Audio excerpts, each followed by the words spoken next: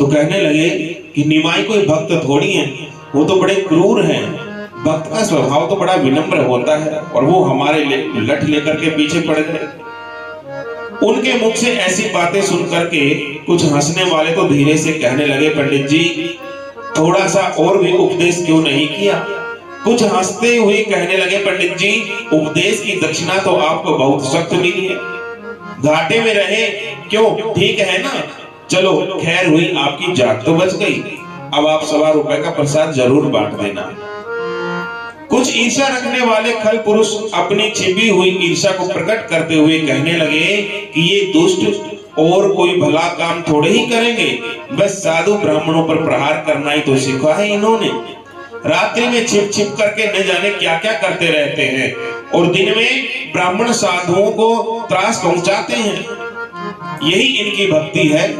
रात को छिप छिप करके दरवाजा बंद करके पता नहीं क्या करते हैं, जबकि वो करते हैं कीर्तन, और दिन में ये साधु ब्राह्मणों को सताते हैं। क्या यही भक्ति है? पंडित जी तुम्हारे साथ नहीं क्या, तुम्हारे हाथ नहीं है क्या? उनके 10-20 हाथ जड़ देते तो वो चुप रह जाते। एक बार इन सबकी अच्छी तरह से मरम्मत क्यों नहीं करा देते? बस तब ये कीर्तन कीर्तन सब भूल जाएंगे। तब तक इनकी नसें सब ढीली हो जाएंगी। जब ये होश में नहीं आएंगे, जब यदि इनके ऊपर 20-30 आपके हाथ पड़ जाते तो। गुस्से में दुर्वासा बने हुए उन विद्या अभिमानी छात्र महाशय ने गरज करके कहा कि मेरे कहने में हजारों छात्र हैं, मैं जो चाहूं वो करवा सकता हूं। मेरे आंख के इशारे से ही इन भक्तों में से किसी की भी हड्डी तक दिखने को नहीं मिलेगी, सबका चूर्ण बनवा दूंगा। आप लोग कल ही देखें इसका क्या परिणाम होता है। कल बच्चों को मालूम पड़ जाएगा कि ब्राह्मण के ऊपर प्रहार करने वाले की आखिर दशा क्या होती है।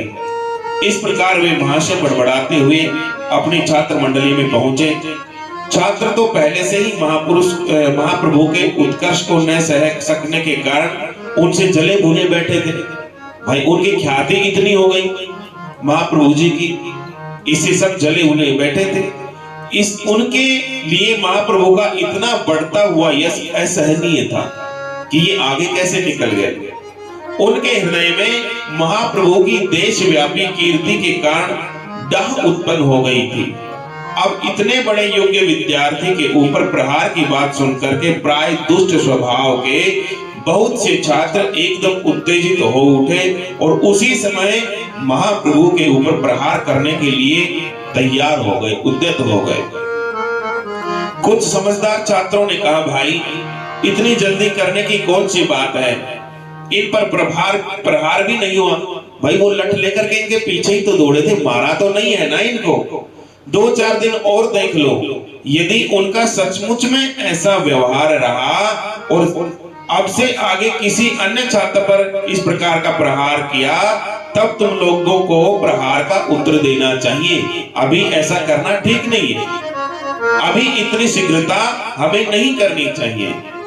इस प्रकार उस समय तो छात्र शांत हो गए, किंतु उनके प्रभु के प्रति द्वेष के भाव बढ़ते ही चले गए, द्वेष बढ़ता चला रहा।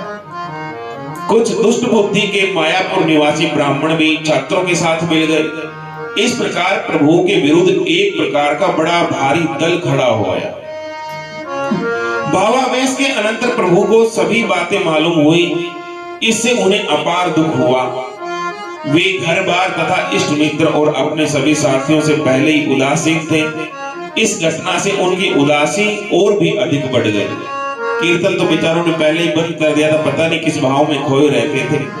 जब भाव उतरा गोपी भाव और इस बात का पता चला कि आप ब्राह्मण बालक के पीछे डंडा लेकर के पड़े, तब उनको बड़ा कष्ट हुआ।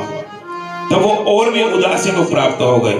अब उन्होंने संकीर्तन के कारण फैली हुई अपनी देशव्यापी कीर्ति काटने के लिए दौड़ने लगी। जो उनकी कीर्ति थी, उनका यश था, संकीर्तन के माध्यम से जो प्राप्त हुआ था, वो उनको काटने लगा कि मेरे यश के कारण यदि किसी को कष्ट होता है तो ऐसा यश मुझे नहीं चाहिए। उन्हें घर बार, कुटुंब परिवार तथा धर्म पत्नी और माता से एकदम वैराग्य हो गया। उनका मन मधुप अब घिरी हुई सुगंधित वाटिका को छोड़ करके खुली वायु में स्वच्छंदता के साथ जंगलों की कटीली झाड़ियों के ऊपर विचरण करने के लिए उत्सुकता प्रकट करने लगा। अब उनका मन करने लगा कि किसी घर घर में जाकर के सत्संग नहीं करेंगे, ना अपने घर में जाएंगे, ना किसी सगे संबंधी से मिलेंगे, अब हम तो जंगल में जाकर के निवास करेंगे। ऐसी उत्सुकता उनका मन प्रकट करने लगा। वे जीवों के कल्याण के निमित्त घर बार को छोड़ करके अब सन्यासी बनने की बात सोचने लगे थे। उन्होंने सोचा कि बहुत कीर्तन हो गया, अब थोड़ा सा इस भाव को और ऊपर उठाया जाए, सर्व का त्याग करके सन्यासी बन जाना चाहिए, ऐसा विचार बनाया उन्होंने मन में। बोलो वृंदावन बिहारी लाल की जय, जय श्री राधे श्याम। शेष चर्चा करेंगे। जय जय श्यामा जय जय श्याम, जय जय श्री वृंदावन धाम। जय जय श्यामा जय जय श्याम, जय जय श्री वृंदावन धाम। मेरी श्यामा मेरो श्याम, मेरी श्यामा मेरो श्याम, मेरो श्री वृंदावन धाम, मेरो श्री वृंदावन धाम। जय जय श्यामा जय जय श्याम, जय जय श्री वृंदावन धाम। पावन राधे तेरो नाम, पावन राधे तेरो नाम, पावन श्री वृंदावन धाम, पावन श्री वृंदावन धाम। जय जय श्यामा जय जय श्याम, जय जय श्री वृंदावन धाम। जय जय श्यामा जय जय श्याम, जय जय श्री वृंदावन धाम। जय बरसानो जय नंदगांव, जय बरसानो जय नंदगांव। श्री यमुना जी ललित लगाम, श्री यमुना जी ललित लगाम। जय जय श्यामा जय जय श्याम, जय जय श्री वृंदावन धाम।